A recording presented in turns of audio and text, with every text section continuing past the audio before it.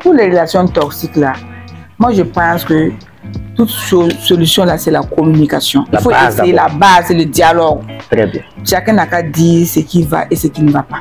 Mais il arrive souvent que le dialogue là, on ne peut pas. Okay. Le dialogue devient inexistant ou bien impossible. Ouais.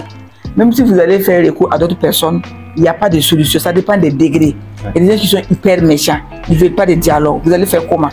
La plupart, c'est la victime qu'on prend en charge. On te montre comment tu vas te comporter pour mieux vivre. Quand vous savez quelqu'un qui ne veut pas, ça veut dire qu'il ne peut pas changer. Ça veut dire sa mentalité, sa maturité d'esprit là, ça ne peut pas arriver à ce que... Ça n'arrive pas là où... Je ne sais pas comment je vais me faire comprendre.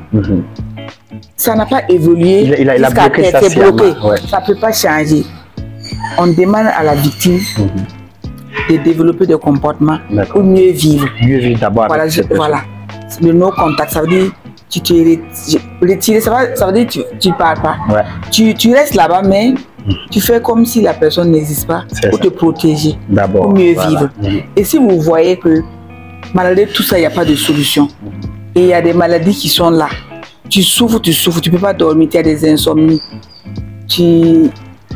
ton état mental est perturbé. Bon, à certains cas, il faut préconiser la rupture. Tranquille. C'est-à-dire que la rupture, là, c'est à l'extrême. Voilà. Si ça ne Sinon, va pas, on ne souhaite pas qu'il y ait la rupture.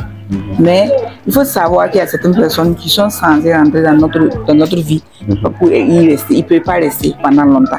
Il faut accepter. Par exemple, quand ça ne va pas, on essaie d'intervenir, on essaie de dialoguer, on essaie de faire venir des témoins, des amis. C'est ça. Souvent même les imams, les prêtres, ça ne va pas. Ça ne va pas. Là, les parents souffrent, les enfants souffrent. Selon vous, on fait quoi? Il faut accepter. Parce que ce n'est pas une fin en soi. Exactement. Voilà. Exactement. Du côté du monsieur comme de la femme, ce n'est pas une fin en soi de mettre ça ne va pas là. Parce qu'il y a la santé mentale qu'il faut préserver et même la santé de vos proches. Ça. Mais pourquoi vous pensez que comment on appelle, les victimes, pas les victimes, celui qui cause là, ces pervers narcissiques là, il n'y a pas de solution pour eux. Pourquoi ils sont bloqués? Est-ce qu'on ne peut pas les prendre comme des malades mentaux et puis trouver des traitements? Non, c'est des malades mentaux. Donner des médicaments, tout ça ou bien? C'est des malades mentaux, mais pas comme les malades mentaux qu'on connaît. Comme les fous ordinaires. Voilà. Lui, il est bien portant, mais il y a quelque chose qui va. Pour les diagnostiquer, même, c'est un peu compliqué. Parce qu'ils refusent. Parce que, par exemple, quand on parle le cas des pervers narcissiques, on les appelle les anges démons. Wow. Ils sont anges au dehors et démons à la maison. Quand tu vas les expliquer qu'ils ont fait ça, les gens ne vont pas comprendre. C'est pas possible. Parce qu'ils ont deux facettes. Exactement. Tu vas faire comment? C'est des anges démons. Les bébés adultes. C'est ça. Ou bien. Ouais, vraiment. Donc ça veut dire que pour là, il y a pratiquement. Il faut prendre en charge la victime. Surtout la victime. Oui. Et peut-être la victime pourra le ramener si c'est encore bon. La victime ne peut pas ramener parce que. Et le problème avec l'âge, ça s'empire. Oui. Plus tu vieillis, plus tu deviens encore plus narcissique, plus toxique quoi. Oui, donc la toxicité devient énorme. Mais tu vas faire comment? Nous on aimerait que vous, en tant que spécialiste, là, vous cherchez des solutions. Non, venez, allez-y. Voilà, il y a des centres de santé qui aident les gens à retrouver leur équilibre mental. Voilà, type de solution. Voilà. Pour voir les psychologues, les spécialistes en santé mentale, les conseillers conjugaux. Voilà, ça pourrait vous aider. Mais au Burkina, ici, en tant que spécialiste, évidemment, est-ce que on fréquente comme il se doit les spécialistes en santé mentale? Non, c'est sous-fréquenté justement. Parce qu'au Burkina Faso, c'est quand les gens commencent à perdre la raison. Délirer ou devenir tout dans la rue là. Alors que c'est pas comme ça. Normalement, quand tu rentres, tu fais 3 nuits, tu dors pas. Tu dois chercher à avoir un spécialiste. Il y a un problème qui fait que tu ne dors pas. Il faut chercher à consulter. Mais ici, là, au lieu d'aller vers les spécialistes, là, il préfère aller consulter.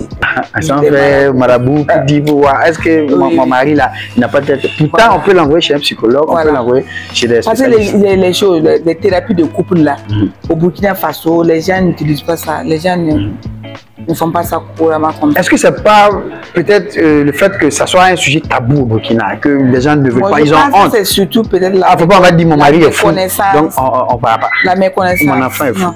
Sinon, c'est la méconnaissance même de cette maladie. L'importance même